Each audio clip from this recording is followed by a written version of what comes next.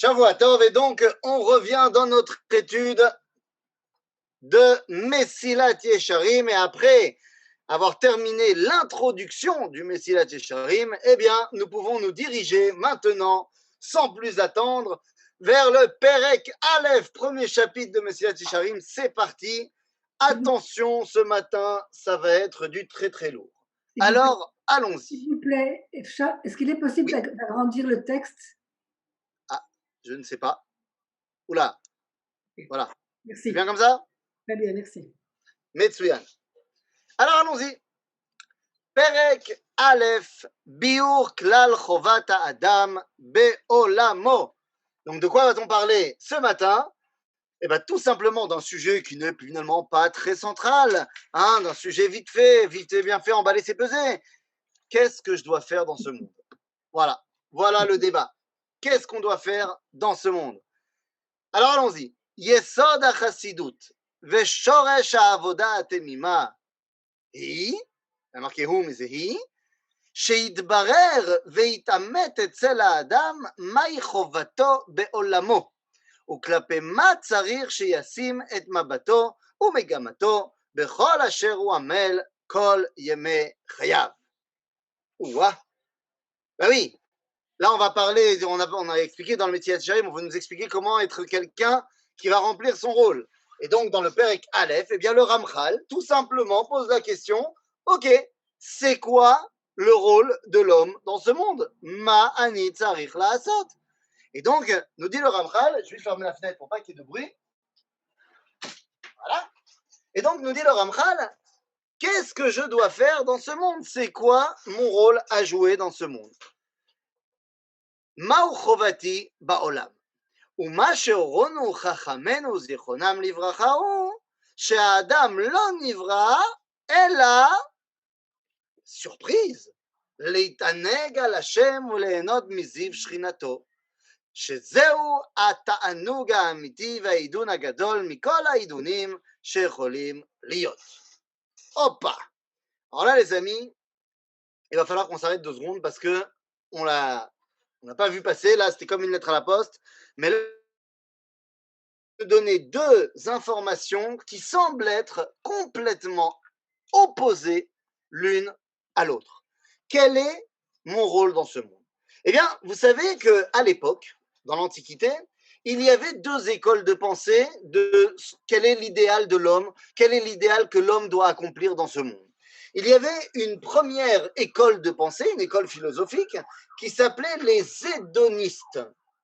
Hédonistes qui avaient comme philosophie qu'il fallait, c'était ça l'idéal de l'homme, il fallait kiffer. Alors, hédoniste, c'était en grec, mais si on devait le traduire en juif, on dirait les kifisteurs, les kiffeurs, un kifizim. C'est-à-dire que, première école de pensée, l'homme, il doit kiffer dans ce monde. Achav, il y avait plusieurs façons de réaliser leur kiffitude. Il y avait des gens qui étaient dans le kiff matériel, comme par exemple tous ceux qui étaient, on va dire, dans le ta'anoug achushim, c'est-à-dire ces gens qui se donnaient à tous les plaisirs corporels et charnels. Mais il y avait également un autre style de personnes, comme par exemple les épicuriens qui viennent de Épicure. Épicure, nous, c'est un terme qui peut-être nous fait référence à des choses, puisqu'en hébreu, on appelle ça apikoros. Et c'est un terme qui revient souvent. C'est quoi l'épicure? Eh bien, l'épicure, c'était un bonhomme qui avait comme idéal de vie qu'il fallait leitaneg, fallait kiffer, mais attention, pour lui, le kiff n'était pas le kiff des plaisirs corporels, mais c'était le kiff de l'esprit. Il fallait pour lui avoir des choses qu'il fallait travailler son esprit, et c'est ça qui le faisait kiffer. Mais dans tous les cas, les hédonistes viennent et mettent en avant l'idéal qu'il faut kiffer. Face à cela, il va y avoir une autre école de pensée qu'on va appeler les stoïciens, qui eux vont dire au contraire, l'idéal n'est pas le kiff, mais l'idéal c'est de faire ton devoir. Et ils vont inventer le concept qu'on appelle en hébreu matzpoun, ou alors en français cas de conscience, c'est-à-dire qu'il va falloir faire ce que j'ai à faire, et lorsque je ne fais pas mon devoir, eh bien j'ai le devoir de me sentir pas bien. Ok? Donc nous avons ici 2 écoles de pensée philosophique. L'un qui dit l'idéal, c'est le kiff, l'autre qui dit l'idéal, c'est de remplir mon devoir. Qui a raison? Eh bien, quand on regarde le Ramchal, eh bien, il nous dit les deux. C'est-à-dire, chapitre 1 du Messilat Yesharim, l'homme doit savoir quel est son devoir.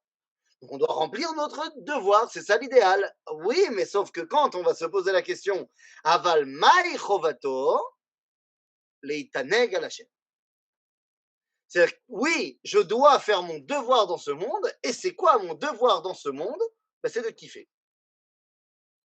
Oui, kiffer est un devoir. Alors, juste avant qu'on reprenne le texte, il y a une dimension que vous connaissez très certainement, c'est, même s'il ne s'agit pas d'une halakha, d'une obligation, il est bon que l'homme fasse 100 brachot par jour. Seulement, vous comprenez bien que, eh bien, le codex de brachot qu'on m'oblige à faire dans la journée n'arrive pas à 100. Je fais 19 brachot par jour dans la tfila, 3 fois par jour. Donc, on va dire que je suis déjà à presque 60 brachot. J'ai encore les brachot du schéma, j'ai encore les brachot du matin, mais je n'arrive pas à 100. Pour arriver à 100, eh bien, ça veut dire que la Torah m'engage à faire ce qu'on appelle birkot hanenim, c'est-à-dire de profiter de plein de choses dans la journée qui vont me faire encore plus de brachot. En d'autres termes, il y a ici un appel au kiff. Mais n'oublie pas qu'il s'agit ici de ton devoir. Donc ici, le Ramchal nous explique Tachlit chovat ha'adam be'olamo, leitaneg al Hashem.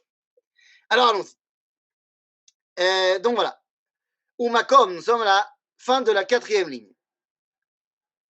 Umekom ha'idun hazeh, donc cet endroit, l'endroit de ce kiff total, be'emet hu ha'olam haba. Ki hu nivra be'achana aderusha ladavar hazeh. En d'autres termes, ce kiff ultime de l'Eitaneg al Hashem, semble-t-il, c'est, ça ne peut être atteint que Ba'olam Abba. Ah, je présume que le Ramchal dénonce ici la conception chrétienne de l'ascétisme, etc. Oui et non. C'est-à-dire que oui, mais attention, avec la phrase qu'on vient de lire, on pourrait dire que non. Parce que, mais sache que ce idoun, ce kiff, tu ne peux l'atteindre que Ba'olam Haba. Eh ben, une phrase comme ça peut servir de tremplin à la théologie chrétienne, de dire, ah ben voilà, Olam Hazeh Zelo Shave Kloum. Et donc, seul le monde des âmes, le monde à venir, eh bien, peut être un endroit intéressant. Ici, ça n'a rien à voir avec le divin.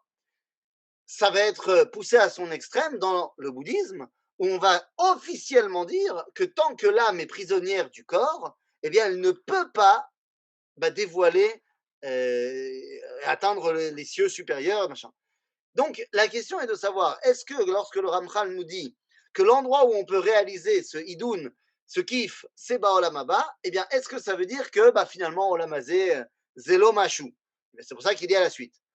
Ach aderech kedei lahagia el mechov cheftzenu, zeu ha'olam hazeh.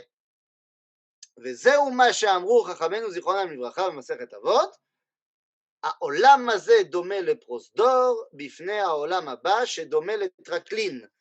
Là, je ne sais pas pourquoi la citation de la Mishnah a été tronquée, mais dans la Mishnah, c'est ce monde-ci ressemble à un prosdor, un couloir, devant le Olam Haba qui est le salon. Ok, Traklin, c'est un salon. Et là, c'est important. Et là, c'est important parce que on va se rendre compte qu'en fait, Olam Hazeh ve Olam Haba, s'ils sont présentés dans la Mishnah comme étant Prosdor et Traklin, eh bien, ça veut dire qu'ils sont deux parties d'une seule et même maison. Et ça, c'est terriblement important. Pourquoi? Eh bien, parce que lorsque dans certaines idéologies, on fait complètement se séparer Olam Hazeh, Olam Haba. Alors là, tu l'as complètement dans la théologie chrétienne, bouddhiste et autres. Où il y a Olam Hazeh, c'est une espèce de prison, et il y a Olam Haba, c'est le kiff total. Eh bien, à ce moment-là, plus vite on part du Olam Hazeh, et mieux c'est. Seulement, ce n'est absolument pas l'avis de Ramchal.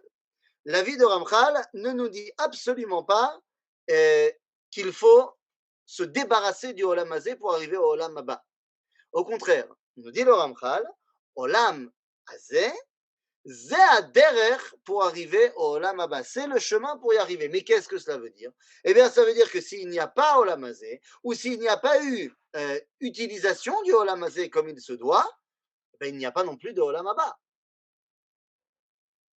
En d'autres termes, celui qui dirait le top du top, c'est Olam Haba, donc mettons fin à notre vie, ici, bah, Olam Hazé, pour y arriver plus vite, et ben, en fait, il n'a rien compris ce que c'était le Olam Haba. Et il n'y arrivera pas. Il arrivera ailleurs, mais pas Olam Haba. Et c'est là qu'il va falloir commencer à ce que c'est Olam Haba. Et d'abord, pourquoi, s'il est tellement important, eh bien, la Torah n'en a pas parlé. Le Ramchal ici nous balance j'ai envie de dire une bombe en nous disant que l'idéal c'est Achaim Ba'olam Haba. Et pourtant, ben, quand tu regardes dans toute la Torah, le Olam Haba n'est pas mentionné nulle part de manière textuelle. Oui, il y a des remazim, il y a des allusions, mais de manière textuelle, le Olam Haba n'est absolument pas mentionné dans le Tanakh. Alors, comment expliquer cela, si c'est ça l'idéal? Eh bien, l'explication, vous la connaissez, elle est très simple. Dans la mesure où Kol Israël et Shlaem Chelek le Olam Haba, tel que nous dit la Mishnah dans le traité de Sanhedrin, c'est pas la peine de s'en occuper. Ah, c'est pas une bonne réponse. C'est une réponse, mais qui n'est qu'une demi-consolation. La réponse donnée par Rabbi Yehuda Halevi est très différente de celle du Rambam.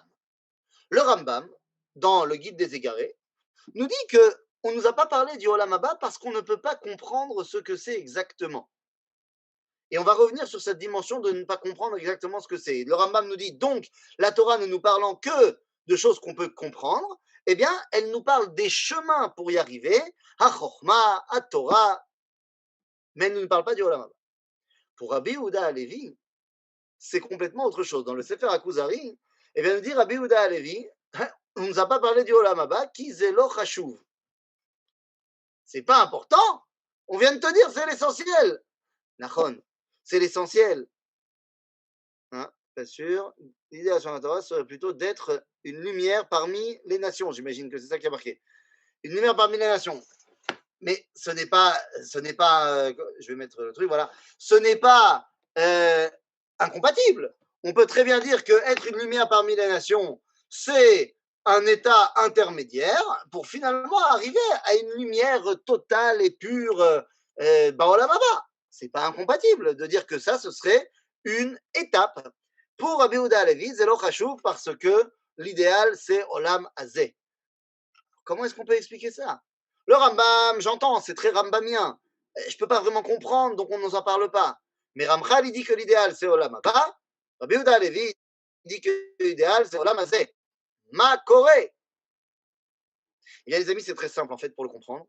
Peut-être que si on arrête inconsciemment de traduire tout en français, eh bien, on y arrivera un peu mieux.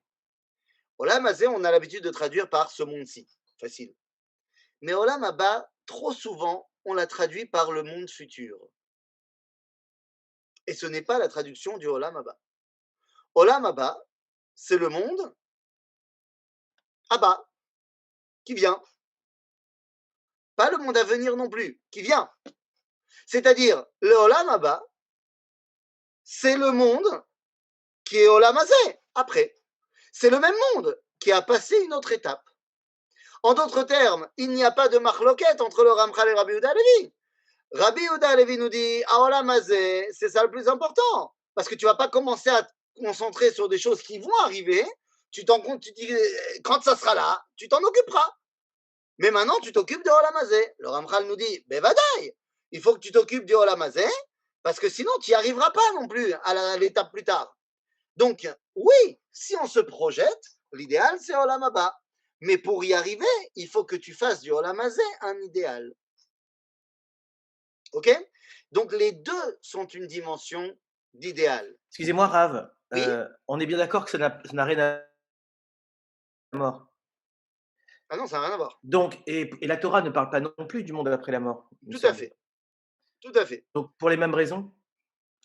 Pour les mêmes raisons, oui. C'est-à-dire qu'on ne peut pas comprendre non plus le monde après la mort. Nous, on a été mis dans ce monde en tant que vivants.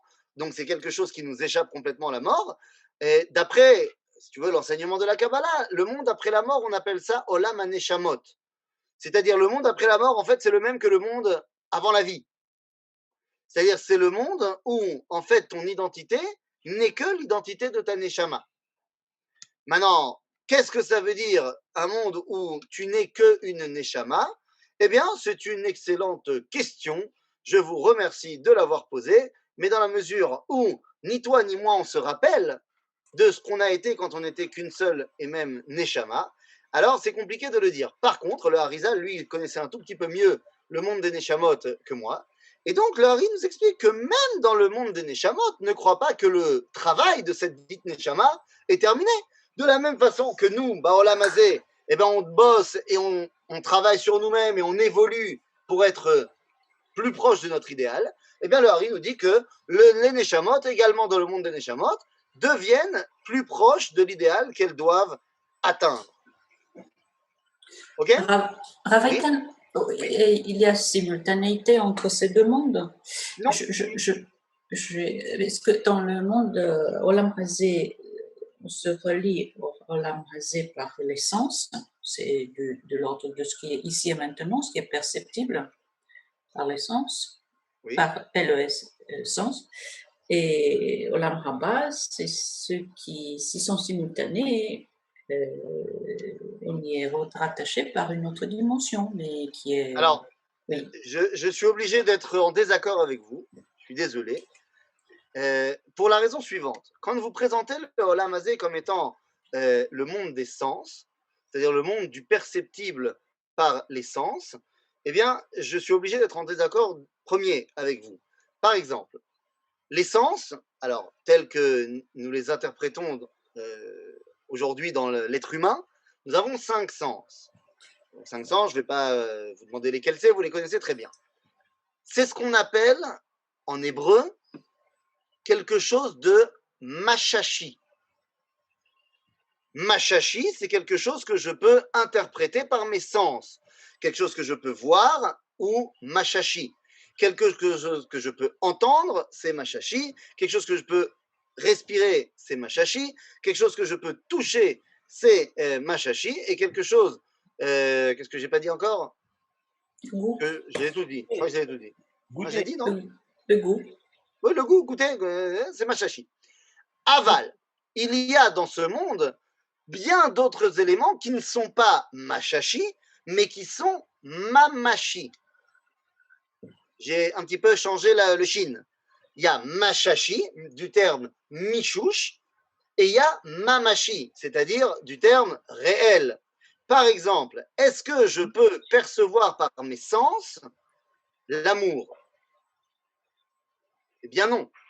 L'amour est un sentiment qui n'est absolument pas, on va dire, vérifiable et mesurable par une échelle de sens quelle qu'elle soit.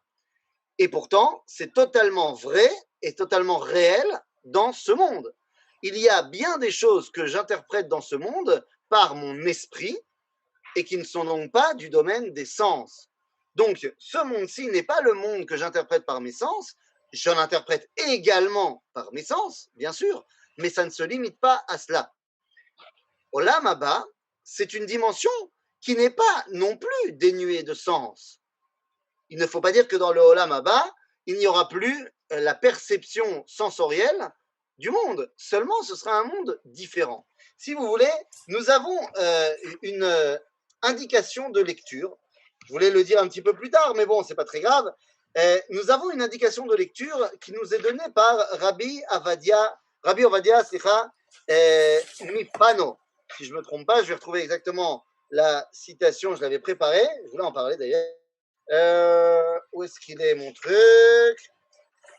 Il est dans le livre Higyon Nefesh, nous dit Rabbi Avraham Bachia Mi Bartholana, je dis n'importe quoi, c'était pas Rabbi Ovadia Mifano, ça sera pour plus tard, mais dans le livre Higyon Nefesh, nous dit Rabbi Avraham Bachia Anassi Mi Barcelona, un concept qui va être repris par Manitou, qui va nous enseigner dans la compréhension du livre de Bereshit.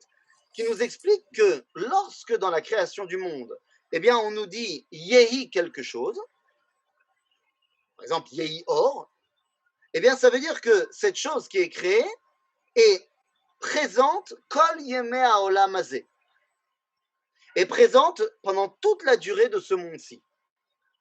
Il y a donc des choses qui sont Yehi, on a dit Or, Rakia, ce sont des choses qui sont Yehi. Il y a des choses, par contre, où il n'y a pas marqué Yehi. C'est un autre terme qui est utilisé. Totse, Vatas, Vaivra. Eh bien, lorsque c'est un autre terme qui est utilisé, ça veut dire que ces créations-là ont une existence à un moment T, mais ils ne sont pas là pendant tout Yemei HaOlam Hazeh. Ok? Par exemple, les animaux, l'homme. Il y a eu Olam Hazeh avant que l'homme ne soit présent sur la planète. Donc, l'homme n'est pas présent tout Yemei HaOlam Hazeh. Mais à un moment T, oui. Nous dit donc Rabbi Avraham qu'il y a un autre terme qui s'appelle Vayehi. Vayehi, si on a besoin de dire Vav Achibour, c'est-à-dire qu'il y a une autre existence. Si Yehi c'était Olam Hazeh, eh bien Vayehi c'est Olam Abba. Et donc, à Olam Abba, il y a certaines créations où il y a marqué Vayehi, ça veut dire qu'elles sont présentes Kol Yemei HaOlam Abba. Eh bien, les amis, il n'y en a que deux de ces créations desquelles il y a marqué Vayehi. La première, vous la connaissez, facile, Vayehi Or. Et la deuxième, c'est Vayehi à Adam le Nefesh Chaya. En d'autres termes, si l'homme n'est pas présent Kol Yemei HaOlam Hazeh, ça on le sait très bien, par contre, il sera présent Kol Yemei HaOlam Abba. Avec quoi d'autre? La lumière. En d'autres termes, le monde à venir, le monde qui vient, HaOlam Abba, eh bien, c'est une dimension, une réalité où il n'y a que deux choses éternelles, l'homme et la lumière. Maintenant, est-ce que cette lumière, je la perçois par mes yeux ou est-ce que je la perçois par une dimension? Eh bien, on verra quand on y sera. Mais c'est exactement ce qui est mentionné par le Rambam dans la toute fin de son Yad HaChazaka, quand il termine en disant, une phrase qui vient du Talmud, qui nous dit quel est le sachar, la tzadikim le'atid lavo, tzadikim yoshvim ve'atrotehem berashehem, il se la coule le pépère tranquille assis avec une couronne de laurier sur la tête, ve'ne'enim miziv hashechina. Et il kiffe l'éclat de la shrina. Sans savoir exactement comment ça marche, ça paraît évident qu'il s'agit d'une dimension de perception d'une lumière. Et donc, ça correspond à ce qu'on est en train de dire. Olam haba, ze Adam ve'a Or. Ok? Donc, pour pouvoir arriver à Olam haba, eh bien, je dois avoir fait mien Olam Hazeh. D'accord? Alors, revenons maintenant dans le texte. C'est parti. והאמצעים המביאים את האדם לתכלית הזאת הם המצוות אשר ציוונו עליהם האל יתברך שמו. Est-ce que je peux poser une question? Bien sûr. Par rapport à l'attente messianique et par rapport à ce qui est déjà accessible aujourd'hui, est-ce que vous pouvez expliquer le lien par rapport à cette perception? Oui, oui, tout à fait. Ce que nous vivons aujourd'hui, qui s'appelle dans le langage de la tradition juive Yemot HaMashiach, les temps messianiques, vous parlez de l'attente messianique, donc ce qu'on appelle les temps messianiques, ce n'est absolument pas Olam Haba. Yemot HaMashiach, ze ba'olam hazeh. Yemot HaMashiach, les temps messianiques, c'est ce que nous vivons actuellement. Elles ont commencé, ces temps messianiques ont commencé le 14 mai 1948. Les temps messianiques ont commencé à ce moment-là, puisque le Talmud, dans le traité de Sanhedrin, va nous dire Ein ben ha'olam hazeh leyemot HaMashiach, ella shi'abud malchuyot bilvad. Ce qui fait la différence entre Olam Hazeh, mais attention à ne pas confondre, car Olam Hazeh, dans le langage du Talmud, c'est la galoute. Donc la différence entre Galout et Yemot HaMashiach, c'est l'indépendance nationale uniquement. En d'autres termes, les temps messianiques ont commencé à partir du 14 mai 1948, mais nous dira le même Talmud que toutes les prophéties du Tanakh, qui parlent de ce qui va arriver, ont parlé de Yemot HaMashiach. Aval Olam Haba, Ain Lo Ra'ata Elohim Zulatecha. En d'autres termes, toutes les prophéties du Talmud ont parlé de ce que nous sommes en train de vivre, qui est ce que nous avons réussi déjà à atteindre et ce que nous allons encore atteindre, mais qui se place dans la Mitzgeret, si vous voulez, dans le cadre de notre monde. Olam Haba, ça n'a pas été mentionné dans le Tanakh. C'est une autre dimension. Donc, les temps messianiques, c'est ce que nous sommes en train de vivre, et ils vont aller en grandissant dans leur éclat. Ça, pour cela, il faut étudier les lois sur les rois et le Mashiach du Rambam, chapitres 11 et 12. Je vous invite à aller regarder là-bas. Donc, האמצעים המביאים את האדם לתכלית הזאת הם המצוות, אשר ציוונו עליהם האל יתברך שמו. Donc, pour atteindre cette dimension, qu'est-ce qu'il faut faire? Pashut, mitzvot. Ouah, mazeu, zakol. Pour atteindre Olam Haba, c'est juste mitzvot. En quoi? Alors, avant d'expliquer, on va continuer à lire un petit peu. Umekom asiyat mitzvot urak haolam hazeh.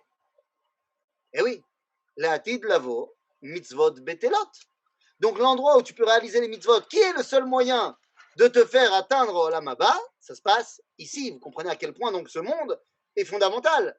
Alken, Usama Adam, Beze Haolam, Bat Rabbatechila, כדי שעל ידי האמצעים האלה, המזדמנים לו כאן, יוכל להגיע אל המקום אשר הוכן לו, שהוא העולם הבא, לרוות שם בטוב אשר קנה לו על ידי האמצעים האלה.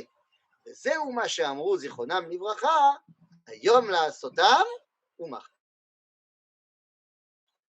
Qu'est-ce que c'est que cette histoire? En quoi les mitzvot sont-elles le garant de ma venue, de ma réalité dans le Olam Haba? Tout ce que je fais dans ce monde, toutes les actions que je fais dans ce monde, sont des actions qui ont un début, un milieu et une fin. Je prends un exemple très schématique pour que vous compreniez. Ce matin, j'ai mis mes chaussures. Voilà une action que je pense ne pas être le seul à faire. Et c'est une action qu'on répète assez souvent dans notre vie. Je mets mes chaussures. C'est rachouv. Ah oui, sinon je ne peux pas avancer, je ne peux pas me mouvoir dans ce monde. C'est une action qui a commencé lorsque j'ai pris ma chaussure numéro 1 et qui s'est terminée lorsque j'ai terminé de lasser ma chaussure 2. Il y a un début, un milieu et une fin. Finalement, c'est une action qui est assez rapide, assez katane. Et elle n'a pas forcément une incidence énorme sur ma vie. Ah, c'est ce que je pensais. Et tout d'un coup, j'ai appris que Akadosh Baruch Hu était intéressé de savoir comment j'allais mettre mes chaussures. Parce que il me dit, et c'est la halakha dans le Shulchan Aruch, que tu devras tout d'abord mettre la chaussure droite, ensuite mettre la chaussure gauche, ensuite faire le lacet gauche, et seulement ensuite faire le lacet droit. Halakha ba Shulchan Aruch. De la même façon qu'il y a une halakha que je n'ai pas le droit de manger du cochon, eh bien, je dois mettre mes chaussures dans le bon ordre. Lama, on va nous expliquer que la droite c'est midata chesed, que la gauche c'est midata din, et que donc tu veux commencer ta journée par la bonté et seulement après par la rigueur. Par contre, quand il s'agit d'attacher, c'est-à-dire d'amoindrir les effets de quelque chose, eh bien, j'accroche d'abord la gauche, le din, la rigueur, et ensuite seulement le chesed. Mais en d'autres termes, cela veut dire que maintenant, mon action, qui était une action, on va dire, simpliste, prend tout d'un coup une dimension divine. Je relie cette action qui avait un début, un milieu et une fin à l'éternité du dévoilement divin. En cela, eh bien, cette action me permet de me rattacher à un monde qui, lui, n'a pas de fin, qui s'appelle Olam Haba. Les mitzvot sont donc le moyen de m'attacher à la volonté du Créateur directement. Et donc, m'attacher à la volonté du Créateur me permet de tout simplement avoir une dimension de vie qui dépasse Olam Hazeh. Et donc, ça me rattache à Olam Haba. Ok? Alors, revenons dans le texte. ou כשמסתכל, ou כשמעמיק, פה יהיה marqué, בדבר, כן? ou כשמעמיק בדבר, תראה, כי השלמות האמיתית היא רק הדבקות בהשם יתברך. זה מה שהיה דוד המלך אומר בתהילים, ואני קרבת אלוהים לי טוב. אני רוצה להיות קרוב להשם, je vais être proche de Dieu. On va devoir expliquer qu'est-ce que ça veut dire דבקות בהשם. ואומר, אחת שאלתי מאת השם אותה אבקש, שבתי בבית השם כל ימי חיי, לחזות בנועם השם לבקר בהיכלו. כי רק זהו הטוב, וכל דבר אחר שיחשבהו בני האדם לטוב, אינו אלא הבל ושב נטעה. Nam. Alors, bon, on va 2 secondes expliquer un petit peu de quoi il s'agit. Donc, nous dit le Ramchal, Ashlemut ha'amitit, ce n'est que dans la dvekut ba'Hashem yitbarach. Si les midot ont le moyen d'accomplir la volonté d'Hashem, que sont les midot? Ah, ben les midot, c'est ce qui va me permettre de faire les mitzvot. Je vous donne un exemple. Mon papa m'a énervé. Il m'a énervé, chaval al azman. Il ne m'a pas permis d'aller jouer avec mes copains. J'ai 14 ans et j'ai un devoir de maths à finir. Je ne l'ai pas terminé. Et j'ai dit à mon père, mais ça va, c'est bon, je finirai après. Toute ressemblance avec des enfants que vous pourrez connaître est purement fortuite et involontaire. Et donc, l'enfant, il dit, mais ça va, c'est bon, je terminerai après. Mais là, je dois aller jouer au foot avec Shimon, là, où il m'attend. Et le père, il dit, non, tu ne bougeras pas de cette maison tant que tu n'auras pas fini ton devoir de maths. Après, tu iras jouer au foot. Mais tu comprends rien, c'est insupportable. Tu vas maintenant t'asseoir et faire ton devoir de maths. Je ne rentre pas dans la question si, au niveau éducatif, c'est bien ce qu'il a fait le papa ou pas, ce n'est pas le débat. Le papa vient de donner un ordre à son fils de finir son devoir de maths. Ordre qui ne contredit pas la Torah. Le fils est déjà bar mitzvah, donc il est chayav de faire la Torah et les mitzvot. Il a donc une mitzvah de kiboud avaim. Il a donc une mitzvah d'écouter son père. C'est une mitzvah. Le problème, c'est que Malékas, il est super vénère que son père ne l'ait pas laissé aller jouer. S'il ne travaille pas sur ses midot et qu'il se laisse emporter par sa casse, eh bien, il ne pourra pas faire la mitzvah de kiboud avaim. Il s'enfermera dans sa chambre pendant 2 heures à maudire son père et au final, emporté par sa colère, il n'aura pas fait son devoir de maths. Il aura donc raté l'occasion de faire la mitzvah de kiboud avaim. Donc les midot sont ce qui nous permettent de bien réaliser les mitzvot. Ok? Ce n'est qu'un exemple, évidemment. Donc, nous dit le Ramchal, la dvekut ba'Hashem, c'est l'idéal.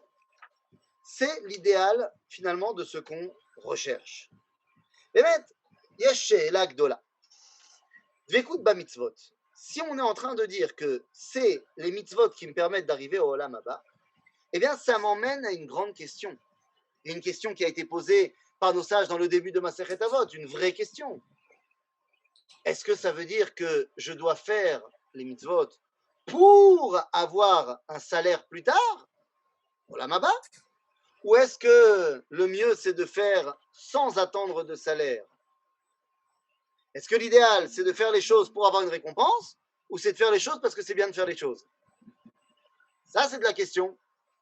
Comme nous dit Antigonos Ish Socho dans les Pirkei Avot, Eyu ka'avadim ha'meshamshim et harav shelo al menat lekabel pras, ve'al tiyu ka'avadim ha'meshamshim et harav al menat lekabel pras.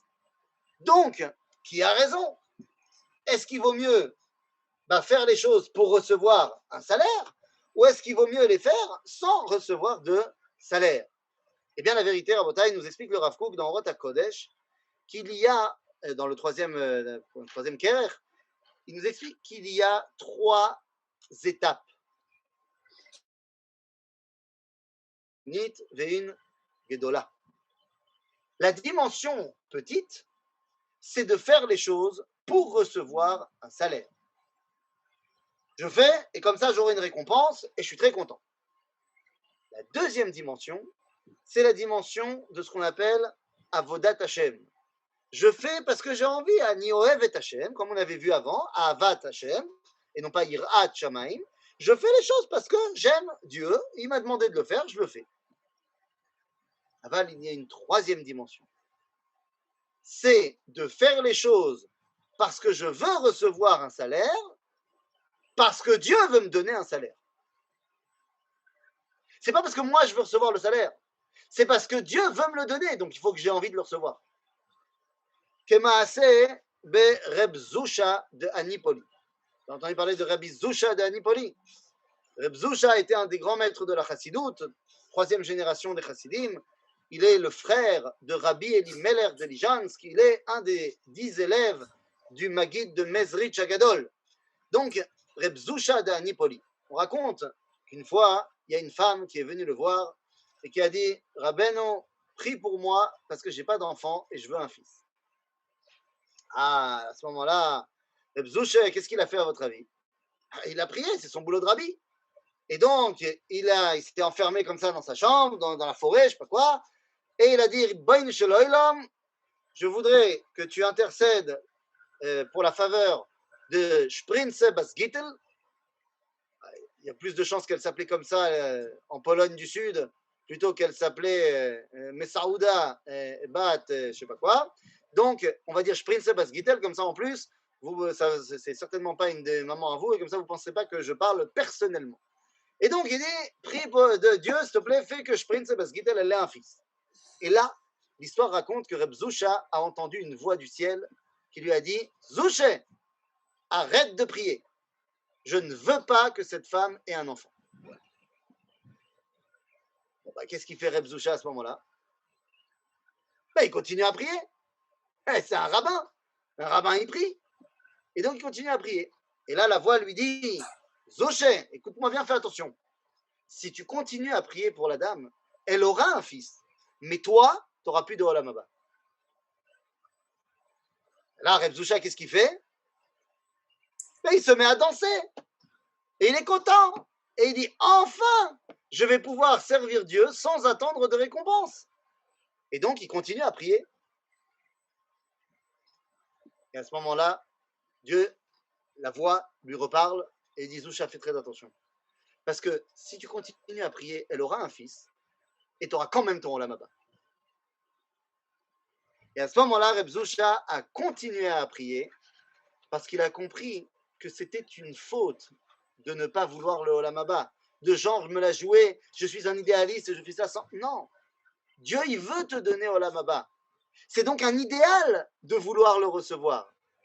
Mais cet idéal ne peut intervenir que lorsque tu as passé l'étape où tu voulais simplement pour ton kiff personnel et tu as atteint l'étape où tu veux faire ce que Dieu il veut. Et Dieu, il veut que tu reçoives. Donc, je reçois. OK? Donc, les mitzvot me permettent d'atteindre le Olam Haba. Ce n'est pas parce que j'ai besoin d'une carotte. C'est parce que je suis tellement conscient pleinement qu'Akadosh Baruch Hu a envie de me donner le Olam Haba. Donc, ça ne se fait pas de refuser. Vous savez? Ce qui fait que, finalement, vouloir le Olam Haba, tout d'un coup, nous donne une dimension idéale dans le fait de vouloir le Olam Haba. Alors allons-y, continuons dans le texte de Rabotai. Ok? Donc on est à la dernière phrase. Omnam, כדי שיזכה האדם לטובה הזאת, ראוי שיעמול תחילה וישתדל בהגיעתו לרכוש אותה. וזה על ידי שישתדל להידבק בהשם יתברך בכוח מעשים שתוצאותם היא המצב הזה. ואלו הם המצוות.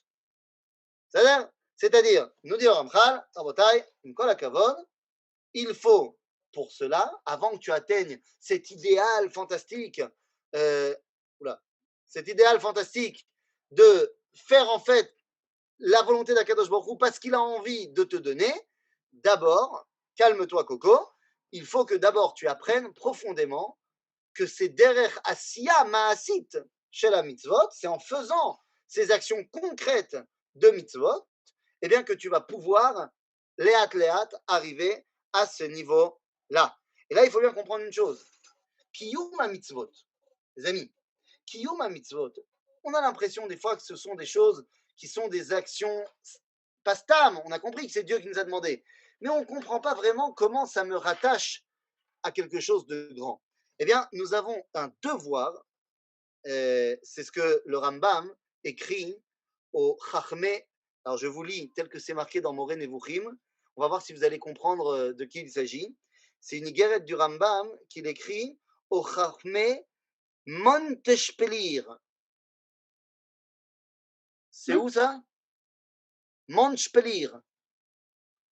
À Monaco. Ah, Montpellier. merci, Montpellier, évidemment. Oh, Igeret à Rambam, les Chachmé Montpellier. C'est-à-dire, lui, il appelait ça Igeret Monteshpelir. Hein? Tu as coupé. C'est Gueretta. Igeret quoi? Igeret à Ar. Ah, Igeret Ahar. Ken. Igeret Monteshpelir. Et donc, nous dit le Rambam là-bas, dans cette Igeret, que Kiyum mitzvot, pour qu'elles prennent tout leur sens, parce que les Chachmé Montpellier lui ont demandé, mais c'est quoi véritablement? Comment est-ce qu'on peut comprendre le sens des mitzvot? Le Rambam nous dit, il faut faire de l'historiographie de la mitzvah. C'est-à-dire comprendre quel était le sens que les Béné Israël ont compris lorsqu'ils ont reçu la mitzvah, même si toi aujourd'hui ce n'est plus évident ce sens-là, pour que tu puisses t'attacher à la grandeur de la mitzvah, il faut t'attacher à Israël ont compris la mitzvah lorsqu'ils l'ont reçue. C'est ça. Ça ne veut pas dire qu'il n'y a pas d'autres significations. Il y en a d'autres. Mais le point de départ, c'est d'abord comprendre l'origine du sens. Prenons un exemple, là encore, tout simple. Une mitzvah qu'on fait aujourd'hui, mais qui pour nous n'a pas vraiment de sens. On le fait parce que c'est une mitzvah, on appelle même ça un chok, alors on le fait, mais on ne se pose pas la question. D'autant plus qu'aujourd'hui, la façon de se vêtir ne revêt pas une signification pour nous. On achète sur Internet et on s'en fiche de savoir comment ça a été produit, par qui ou comment, qui que quoi. Mais il y a une halakha mitzvah de Horaïta qui s'appelle Issur Shatnez. L'interdit de mélanger dans ses habits du lin et de la laine. Pour nous qui nous habillons en coton, acrylique, soie et autres lin et laine, ça ne nous... Ce que je mets sur le corps, c'est le chachouv. Mais lorsque les Béné Israël sortent d'Égypte et qu'ils reçoivent cette mitzvah-là, eh bien, ça retentit complètement différemment chez eux. Puisque des habits de lin, pour en avoir, il faut du lin. Et le lin, on le cultive avec des plantes qui poussent dans l'eau. Il faut beaucoup d'eau. Et les premiers producteurs de lin de cette époque-là, c'est l'Égypte, puisque ça pousse à côté du Nil. D'un autre côté, pour avoir des habits en laine, il faut avoir de la laine. Pour avoir de la laine, il faut des troupeaux. Or, d'après le livre de Bereshit, nous savons que les Égyptiens n'ont pas de troupeaux. C'était pour eux une abomination, parce que le bélier était l'une de leurs divinités principales. Donc, qui a oui des troupeaux? Les bergers. Et qui sont bergers? Les Hébreux. C'est ainsi qu'ils se présentent lorsqu'ils arrivent, les frères de Yosef, en Égypte. Ils sont bergers. En d'autres termes, qui s'habille en lin? Les Égyptiens. Qui s'habille en laine? Les Hébreux. Lorsque l'Hébreu, qui comprend très bien cette signification-là, qui a vécu 210 ans en Égypte, sort d'Égypte, reçoit le Issur Shatnez, eh bien pour lui, c'est très clair. Il est interdit de s'assimiler. On ne mélange pas hébreu et égyptien. C'est deux dimensions différentes. Alors certes, dans le Beth Amikdash, la ceinture des Kohanim est faite de Shatnez, c'est vrai, car le Beth Amikdash est l'endroit, justement, où on est capable d'unir tout ce qui n'est pas uni dans ce monde. Et c'est que au Beth Amikdash. Et donc moi, j'ai un interdit de le faire. Une fois que j'ai compris cela, eh bien, je suis tout à fait conscient qu'il y a d'autres dimensions que je dois maintenant me mettre à comprendre dans le Issur Shatnez, mais tout d'un coup, eh bien, cette mitzvah prend une dimension beaucoup plus profonde. Et donc, si on veut que les mitzvot puissent véritablement être le moyen de nous amener à Iddabekut Ba'Hashem, c'est-à-dire être collé à la volonté de Dieu, eh bien, il faut savoir qu'est-ce qu'elle voulait dire Ba'atrala. Rajoute à cela le Rav Kook, parce que le Rambam, dans ce qu'il vient de dire, nous rattache uniquement au Théamim du passé. Le Rav Kook rajoute dans Ma'amre Areia qu'il faut également rattacher les mitzvot au ta'amim de l'avenir, qui ne nous sont pas encore parvenus. Par exemple, il y a une mitzvah qui s'appelle mitzvat Kisou Yadam. C'est quoi mitzvat Kisou Yadam? Que lorsque vous faites la shrita de Chaya Va'of, c'est-à-dire ou d'un poulet ou d'un, je sais pas moi, d'un cerf, eh bien vous devez les chassot et adam, couvrir le sang qui a coulé de la shrita avec de la terre. C'est une mitzvah qu'on n'a pas vraiment l'occasion nous de faire, qui travaillons pas vraiment beaucoup dans des abattoirs, mais moi j'ai l'occasion de la faire, à part cette année à cause du corona, j'ai eu l'occasion de la faire pratiquement tous les ans depuis que je suis en Israël. Lorsque j'achète mes poulets pour les caparottes, j'ai la chance d'avoir un voisin qui est chochet et que donc on les shrite vite fait, bien fait, de manière complètement pas officielle à un endroit, et ça me permet de faire mitzvat kisou yadam de mes poulets. Maintenant, quand on regarde les ta'amim du passé, c'est parce que à l'époque, les Ovdei Avodah Zara, ils se servaient de ce sang qu'ils mettaient dans une espèce de petit creux qu'ils avaient fait dans le sol, ils remplissaient ce creux de sang, et ce qu'on appelait, ils dansaient autour de ce sang pour appeler les shedim, pour appeler les esprits. C'est ce qu'on appelle l'otochlu à la dame, le issour dans la Torah. Dit le Rav Kook, ça c'était à l'époque, mais aujourd'hui il n'y a plus Ovdei Avodah Zara. Donc on ne fait plus ça. Et pourtant, la mitzvah, elle reste légitime. Pourquoi? Eh bien, parce qu'il y a un autre ta'am, qui est qu'on doit quand même se sentir un minimum coupable de manger de la viande et de ne pas encore avoir atteint l'état du monde où les animaux se seront élevés à l'état d'homme et on pourra enfin faire le chazon atzim chonud ve'ashalom, c'est-à-dire que lorsque l'animal en viendra à l'état d'homme où il pourra parler, on arrêtera de le manger. Comme on n'y est pas encore, alors c'est les chassot état d'âme, parce qu'on n'y est pas encore.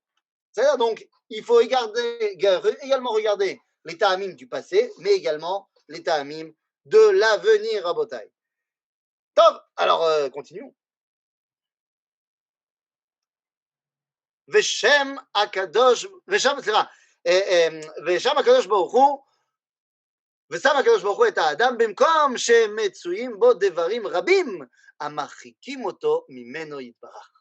Eh oui, Dieu nous a mis dans un monde où il y a plein de distractions qui nous éloignent d'être collés à lui. On va en citer quelques-unes.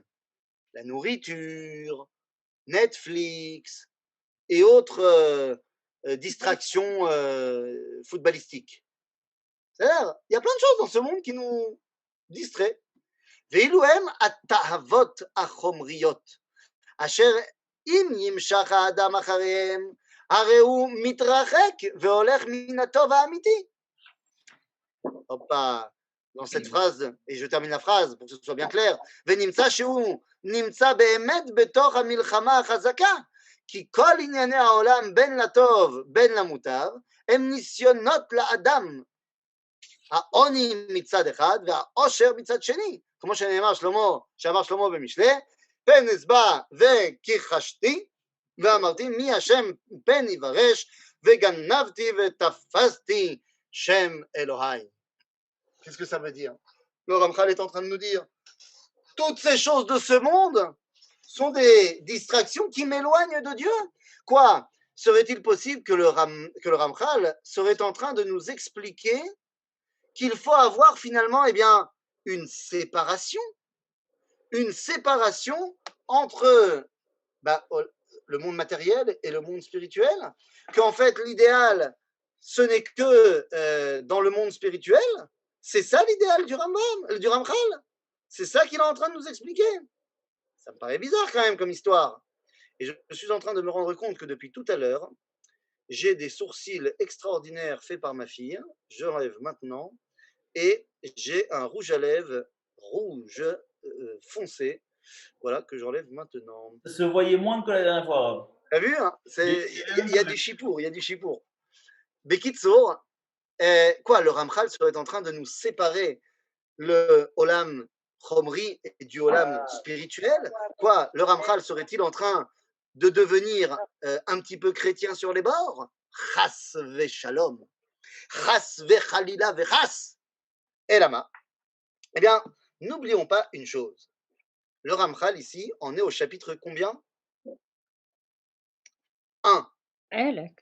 Eh oui, donc on est au premier chapitre. Donc au premier chapitre, Betrilat Darko Shel Adam, eh bien oui, il faut lui expliquer que En Malaasot, pour le moment, Ta'anugé à Ta'avot, ça t'éloigne de Dieu. Et me la joue pas à l'envers. Mais non, c'est pas vrai, moi je suis désolé, mais quand je mange un bon repas, au contraire, pour l'instant, on est tous dans cette situation où quand on mange un très très bon steak ou je ne sais pas ce que vous aimez, l'homme échané, on n'est pas toujours en train de penser uniquement à la tanitzotzot qu'on est en train de faire. Des fois, on met les deux mains sur le ventre et on dit « Oh, bah j'ai bien mangé! Oh, ça fait plaisir !» Ou alors, quand on a, je ne sais pas fait quoi, venez, on ne se cache pas derrière un faux idéalisme. Le Ramchal est tout à fait conscient qu'il vient seulement d'ouvrir le livre. Lorsque nous arriverons au chapitre 26, peut-être la semaine prochaine, je ne sais pas, lorsque nous serons arrivés au chapitre 26, Midat Kedusha, à ce moment-là, le Ramchal reviendra sur tout ce qu'il nous a dit là au début, en disant maintenant que tu es à ce niveau-là, eh bien tu comprends et tu es capable de faire en sorte que toutes les ta'anugé à ta'avot, que tout matériel, sont uniquement des moyens de dévoiler Dvekut Ba'Hashem. Mais ça sera à la fin du processus. Au début du processus, nous dit le Ramchal, fais gaffe. Ces choses-là t'éloignent de Dvekut Ba'Hashem. Alors venez, on reprend juste 2 secondes de texte. Voilà. Vechen השלווה מצד אחד והאיסורים מצד שני, עד שנמצאת המלחמה לגביו מלפנים או מאחור. ואם יהיה לבן חיל וינצח את המלחמה מכל הכיוונים, הוא יהיה האדם השלם אשר יזכה להידבק בבוראו.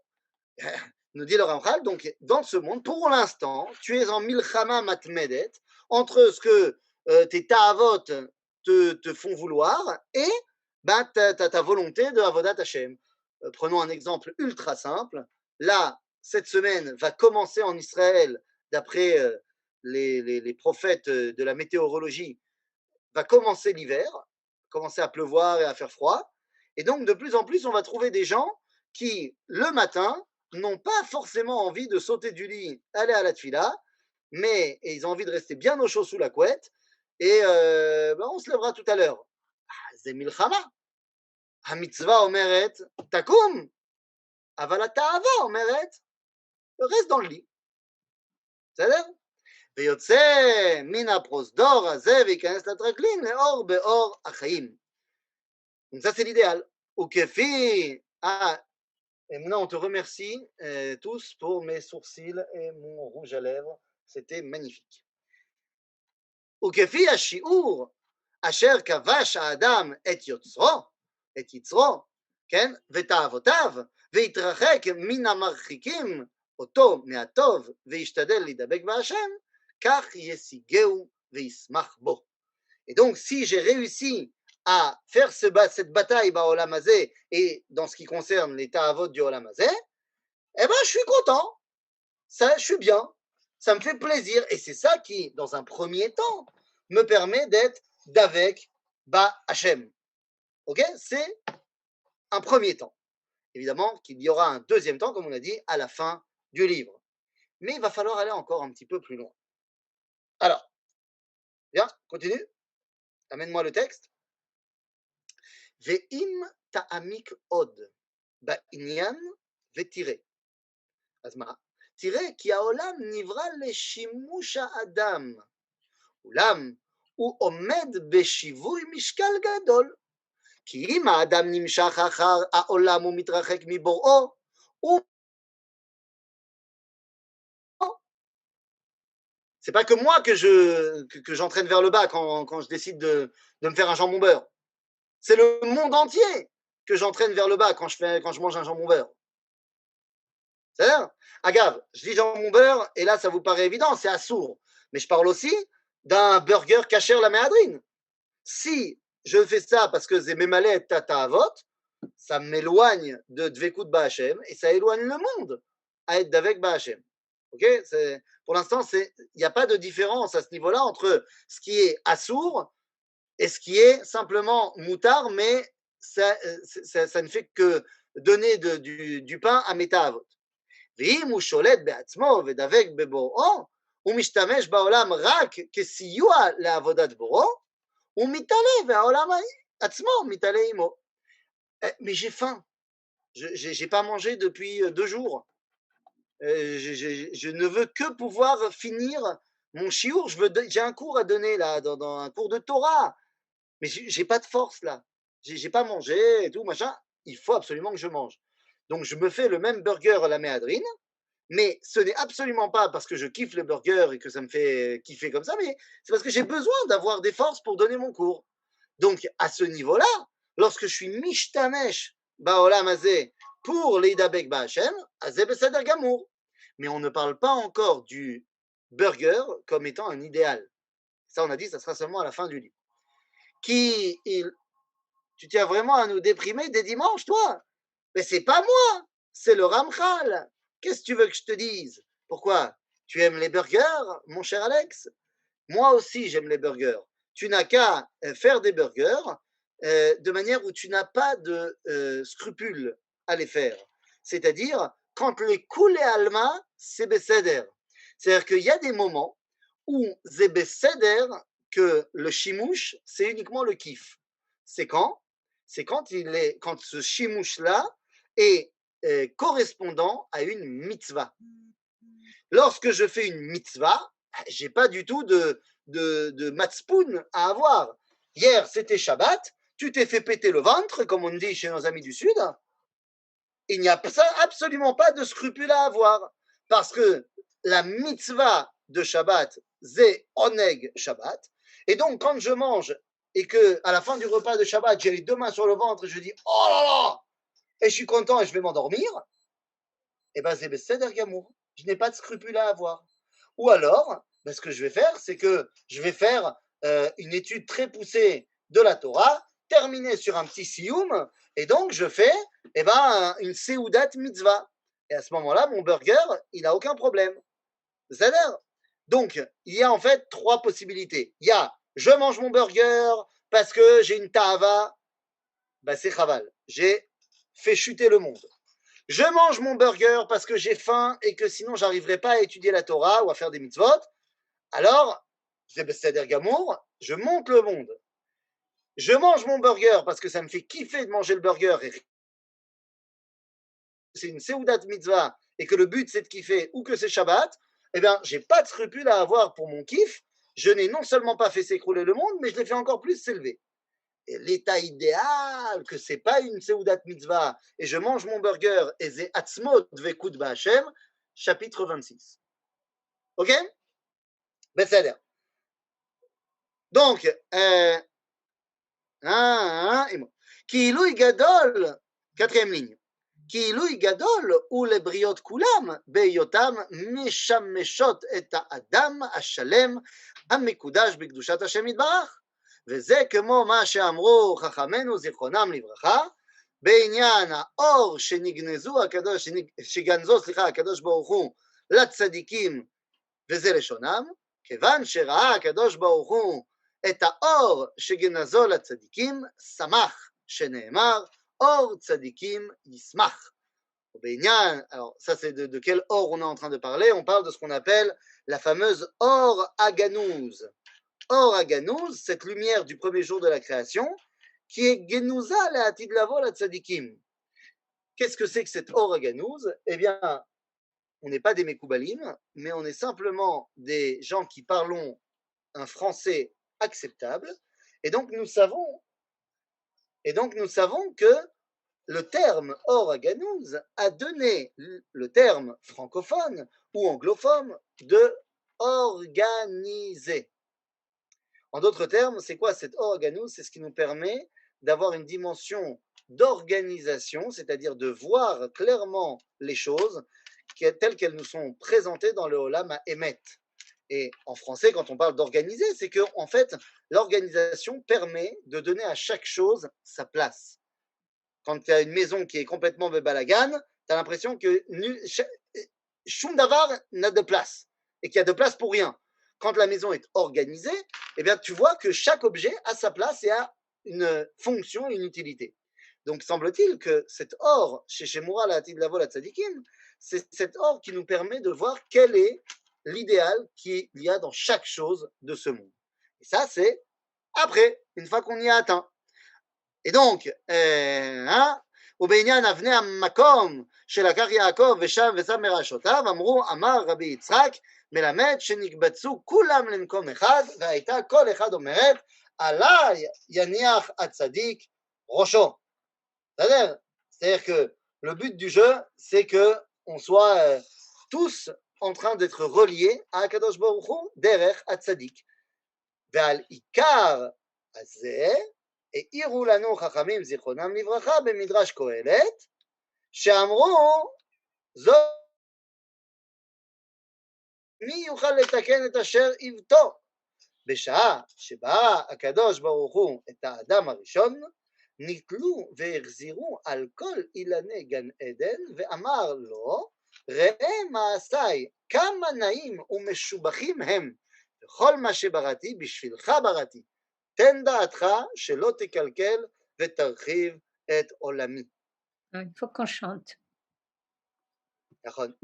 C'est un jeu de mots bienvenu où il y a vraiment un lien entre or ganouz et organisé. Non, c'est bémet au niveau étymologique, ça vient bémet de là. C'est-à-dire que quand tu regardes dans le dictionnaire, il y a marqué là-bas qu'au niveau étymologique, ça vient de la notion de rangement qui vient des sages de l'Est. Donc, c'est nous les sages de l'Est. Malasot. Quoi qu'il en soit, ah ben voilà, merci David. Donc il est 12h03. Et ce qui veut dire que le Rav Cohen attend par ma faute. J'ai fait attendre un Cohen par ma faute et par votre faute aussi. Shame on you, comme on dit nos amis britanniques. Et donc, eh bien, nous nous arrêterons ici. Et nous continuerons Bezrat Hashem la semaine prochaine. Shavua Tov, les Kulam.